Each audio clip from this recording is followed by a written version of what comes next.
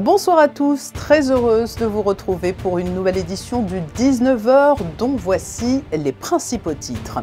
L'ouverture à Lisbonne de la conférence des Nations Unies sur les océans, une ouverture sur fond de constat d'urgence à agir pour préserver et exploiter durablement cette précieuse ressource. Le prince Albert II assiste aux débats qui doivent durer jusqu'au 1er juillet. Autre ressource vitale, l'eau que l'on boit. Comme chaque année à cette période, la sécheresse se fait menaçante. Nous verrons comment la Société monégasque des eaux s'est préparée à la saison estivale. Manuel Nardi, son directeur général, sera notre invité.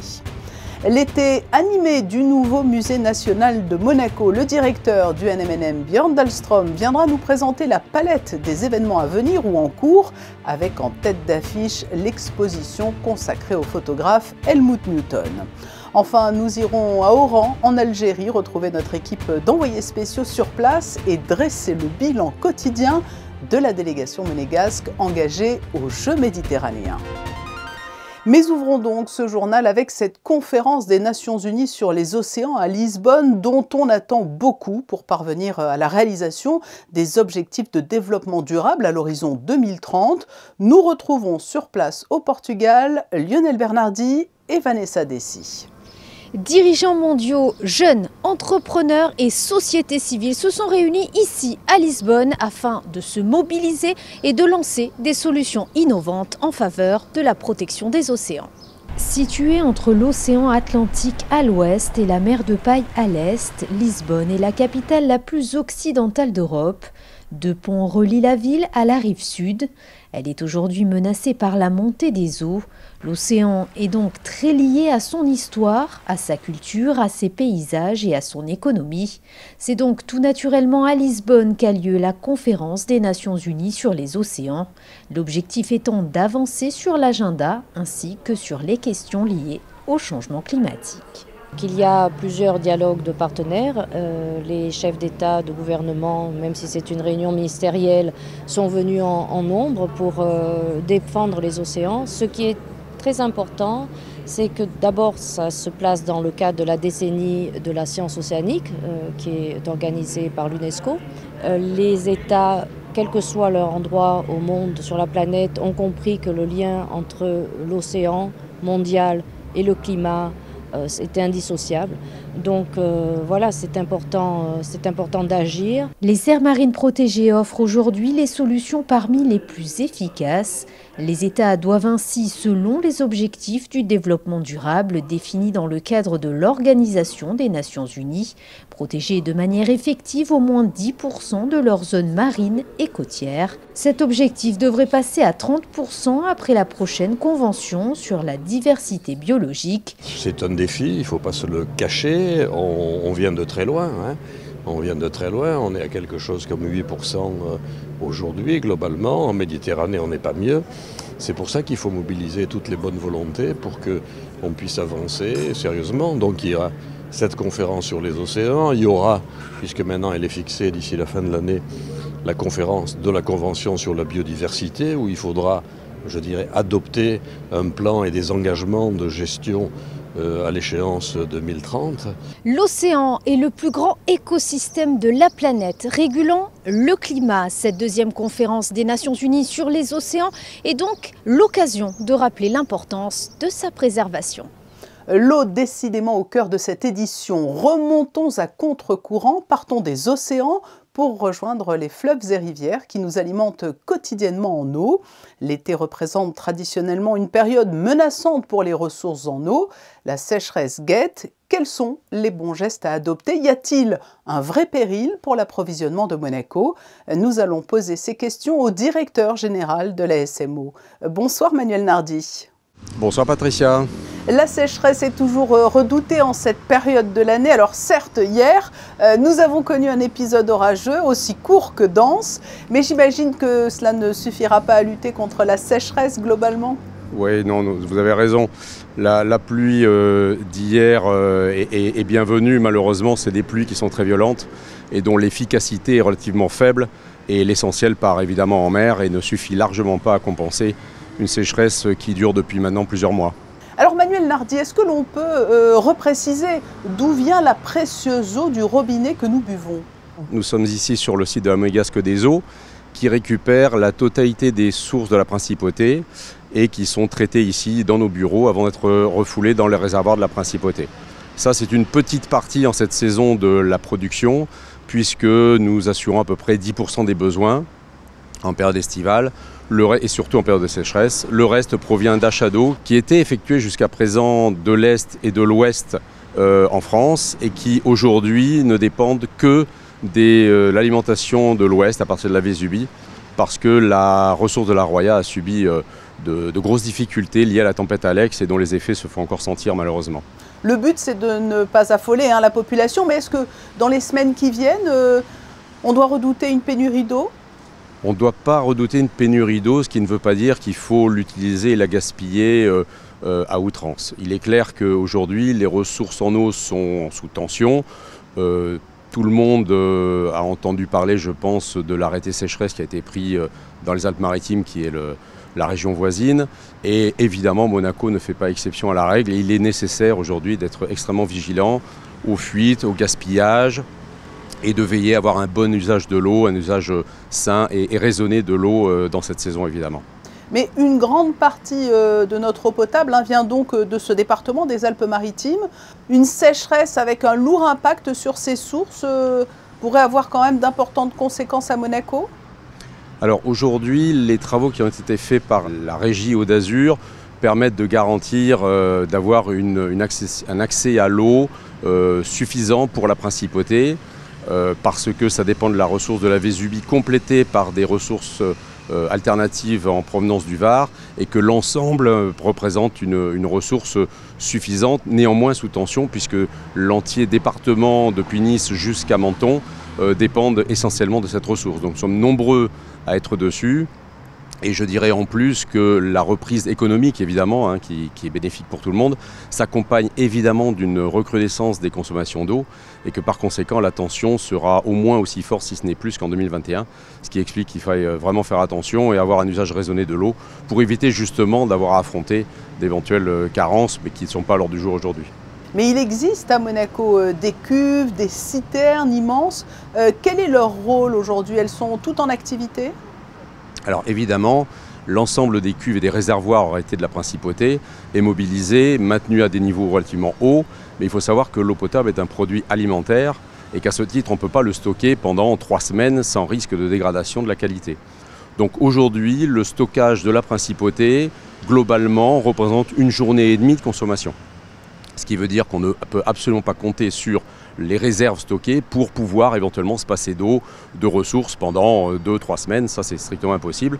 Et je dirais que dans ce contexte-là, la Principauté est quand même relativement bien dotée en ressources puisqu'il y a des services qui disposent de moins d'autonomie encore que cela. En conclusion et pour résumer, vous avez esquissé quelques réponses lors de cet entretien, mais quels sont les conseils très pratiques à prodiguer à tous ceux qui nous regardent pour le bien commun et pour éviter une surconsommation d'eau en été? Alors, avant de donner des recommandations aux particuliers, je voudrais insister sur le fait que nous avons pris la décision de sensibiliser les gros acteurs de la Principauté qui sont gros consommateurs d'eau. Je prendrai comme exemple évidemment l'ADO avec l'arrosage des espaces verts. Je prendrai par exemple la SBM, je prendrai par exemple la SEPM qui gère les ports de Monaco.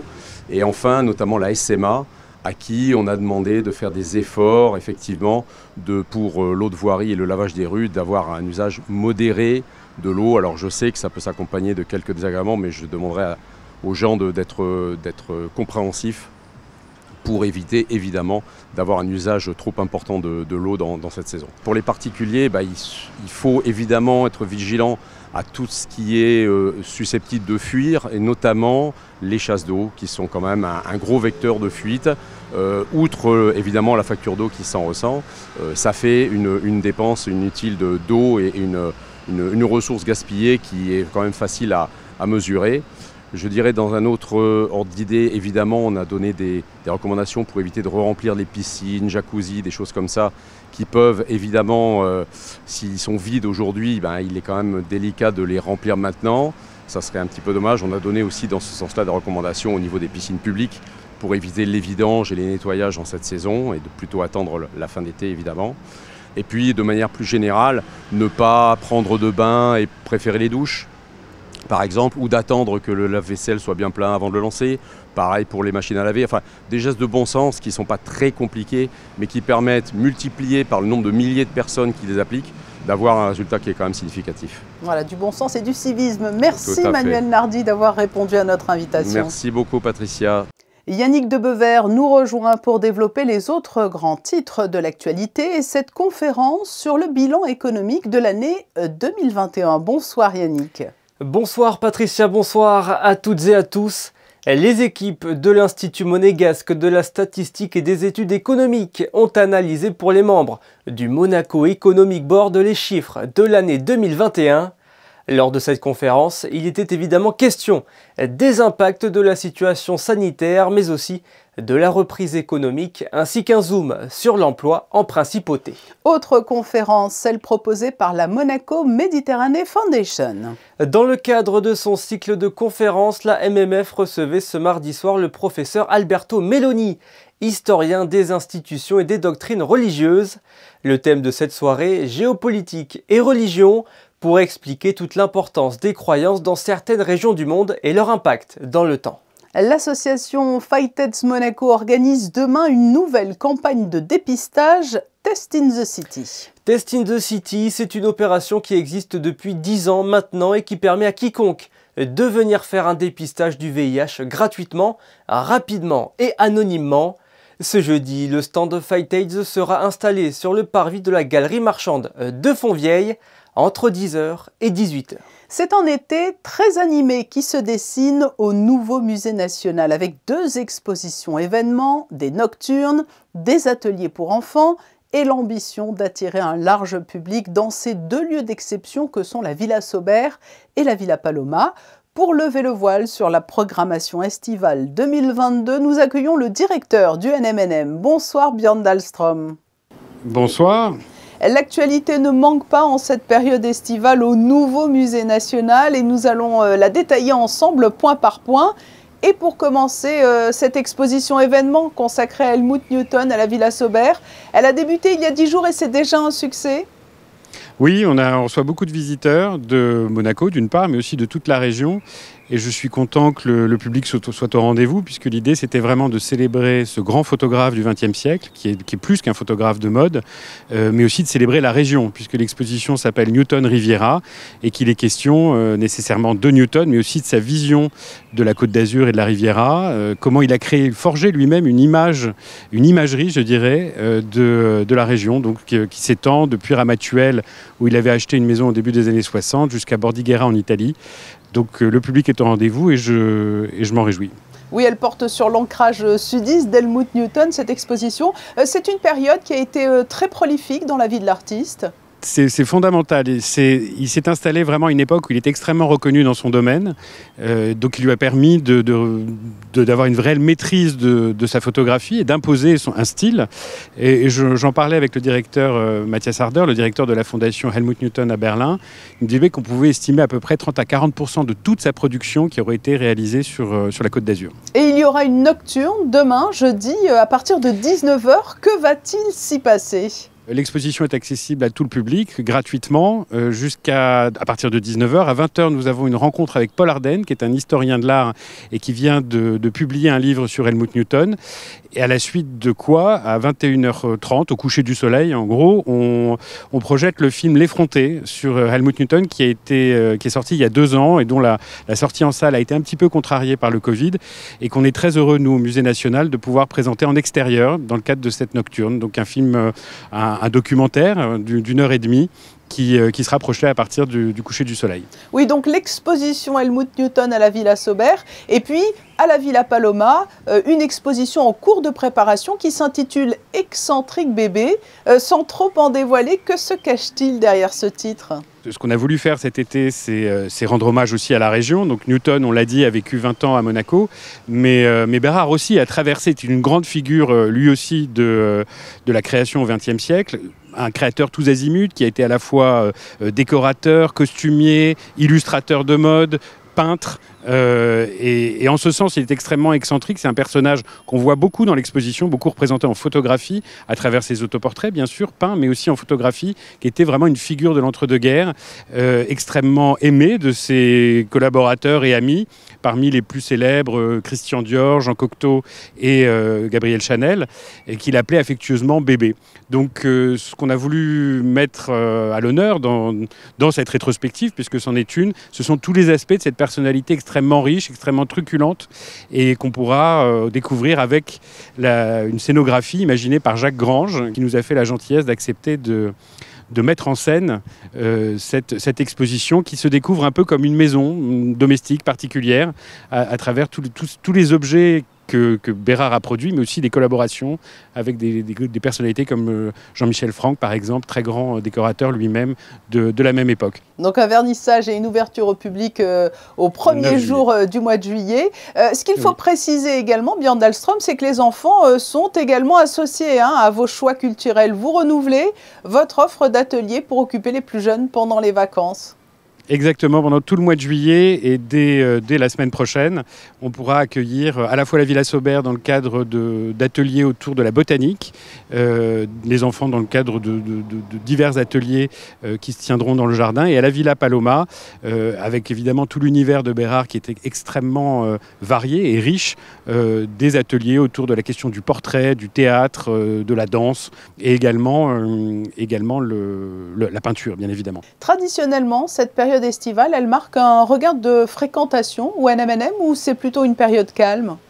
Non, c'est une période, je crois, comme pour tout Monaco, la période estivale est la plus dynamique. Alors on mène un travail de fond en hiver et à l'automne avec les écoles notamment, et avec un public, je dirais, davantage de proximité. C'est vrai qu'après Monaco, l'été est davantage traversé par un public international, et c'est pour ça qu'on saisit ces occasions pour rendre hommage à ces deux grandes figures extraordinaires, encore une fois, qu'on a la chance d'avoir, qu'ils aient traversé Monaco et produit des œuvres considérables dans la région et dans ce pays, et qu'on met à l'honneur simultanément. Sont aussi des personnalités qui ont un lien avec la mode et qui font écho d'une certaine manière, je pense, à ces deux expositions, à cette grande exposition qui se tient au Grimaldi Forum autour de Christian Louboutin. Donc tout ça a fait sens, et je pense que si on vient à Monaco voir une des expos, eh bien on aura peut-être envie de voir les deux autres. En tout cas, moi, c'est ce que je ferai. Merci Björn Dahlström. Et je rappelle donc que l'exposition Helmut Newton se poursuit jusqu'au 13 novembre à la Villa Saubert. Merci beaucoup. Un été résolument culturel donc à Monaco. Au chapitre sportif, les représentants monégasques aux Jeux méditerranéens d'Oran ont débuté pour la plupart leurs compétitions respectives, et nous allons faire un tour d'horizon des premiers résultats. Pour cela, nous retrouvons en Algérie Olivier Bonello et Émilie Rousseau. Débutons par la gymnastique, Émilie. Oui, Kevin Crovetto qui en est déjà à ses 3e Jeux méditerranéens après Mersin et Tarragone, où il avait été le porte-drapeau de la délégation monégasque. Il est présent ici à Oran pour défendre toutes ses chances, et ce après une saison bien remplie. Alors comment s'est passée sa compétition? Élément de réponse dans ce reportage réalisé avec Olivier Bonello. 3e en top 12 avec l'Étoile de Monaco, puis fraîchement honoré de 3 médailles au dernier championnat de France de gymnastique. Kevin Crovetto est arrivé en Algérie avec une saison bien remplie dans les jambes, mais il se faisait un point d'honneur de participer aux Jeux méditerranéens. Pouvoir représenter son pays au haut niveau a toujours été une fierté pour lui, et il s'en est montré digne dans la toute récente salle Omnisport de Oran. Après avoir terminé 20e des qualifications, le Monégasque avait rendez-vous avec la finale du concours général, une finale qu'il a parfaitement maîtrisée avec sérieux et application. Après le passage au 6 agrès, il finit 16e ex aequo au classement général, sa meilleure performance aux Jeux méditerranéens. Non, c'était une bonne occasion pour finir la saison en beauté, après une saison assez longue et assez compliquée, mais qui a été quand même très bonne avec des très bons résultats. Donc ça fait plaisir de finir par une bonne prestation aux Jeux méditerranéens avec un plateau très relevé et une 16e place qui est très appréciable. Une prestation et un résultat salué par son entraîneur Thierry Heim, ancien grand champion de gymnastique. C'est une super performance parce qu'il a fait une super compétition d'abord. Et après une belle saison, et par équipe avec le top 12 et individuel où il récolte 3 médailles. Donc je le félicite et bravo. Après quelques jours de repos bien mérités, Kevin Crovetto préparera les championnats d'Europe qui auront lieu en août prochain à Munich. Compétition où il retrouvera certains athlètes présents ici même à Oran pour les Jeux méditerranéens. Voilà pour la gymnastique. Quels sont les autres résultats sportifs du jour, Émilie ? Eh bien, tout se passe comme prévu pour la pongiste monégasque Xiao Xingyang qui a remporté toutes ses rencontres de poule. On le rappelle, Xiao Xingyang est médaillée d'argent aux derniers Jeux de Tarragone. En revanche, fin de l'aventure pour la doublette monégasque en pétanque qui s'est inclinée 13-0 face à la France. On a rencontré le coach de cette équipe monégasque, Yves Governatori, pour faire le bilan ensemble. Je vous propose de l'écouter. Un bilan très positif. Très positif parce que la satisfaction d'avoir bien joué déjà. Hein, bon, et comme on dit, après, la pétanque a choisi son camp, malheureusement pour nous. Mais non, c'est vraiment très positif. Il y a eu des belles parties de fête. Il y a eu un très beau jeu de Guillaume au tir et Claude aussi. Voilà, non, vraiment très satisfait de notre compétition. Dans les autres résultats en tennis, Lucas Katarina s'était qualifié pour les quarts de finale hier en battant un chypriote. Il s'est malheureusement incliné aujourd'hui face à un spécialiste de la terre battue, l'Espagnol Montagude. La chaleur, il faut dire, est étouffante ici à Oran. Et puis il y a de la voile pour le moment. Jérémy Moutou est 14e au classement général. Poursuivons dans le domaine sportif avec l'arrivée d'un nouvel entraîneur pour le MBA, Yannick. Fraîchement promu en 2e division, le Monaco Basket Association se renforce avec l'arrivée d'un entraîneur expérimenté, Régis Racine. En tant que membre du staff de Nanterre en 2013, il a notamment remporté le championnat de France de Pro A. L'ancien meneur de jeu arrive en principauté avec une philosophie qui a toujours fait sa réputation, la défense avant tout. Des rendez-vous à noter vendredi soir tout d'abord sur Monaco Info, un nouveau numéro de l'émission Grand Format. La marque Monaco, voilà le thème de cette nouvelle émission Grand Format présentée par Sébastien Borgna. Synonyme d'excellence, beaucoup d'entrepreneurs s'appuient sur le prestige monégasque pour développer leur marque. Qui sont ces personnalités? Quel est leur parcours? C'est à découvrir dans Grand Format ce vendredi 1er juillet à 21h. Et samedi, toujours une émission inédite du débat. Ce samedi à 21h, Monaco Info vous propose la projection du film biographique américain La Voix du Pardon, suivi de l'émission Le Débat.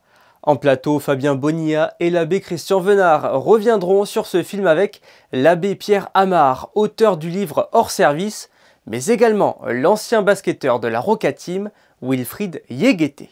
Ce journal ne serait pas tout à fait complet sans les prévisions météo. Quel temps fera-t-il jeudi, Yannick? Ce jeudi, la journée devrait être ensoleillée malgré quelques passages nuageux dans la journée. Les températures resteront stables avec 23 degrés attendus. Nous perdrons encore 1 minute d'ensoleillement demain avec un lever à 5h49 et un coucher à 21h17. Ce jeudi 30 juin, nous fêtons le Saint Martial. Merci Yannick, ainsi se referme cette édition. Demain, vous retrouverez Julia Vial à 19h.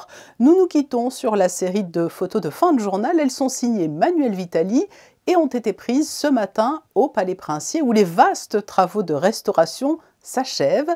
Dès le 1er juillet, les visites vont reprendre et vont permettre au public de découvrir l'ampleur du travail effectué et les découvertes artistiques et historiques qui ont marqué ce chantier hors norme. Le coordonnateur des travaux, Christian Gauthier, sera d'ailleurs notre invité vendredi dans le 19h. Je vous souhaite à tous une très belle soirée.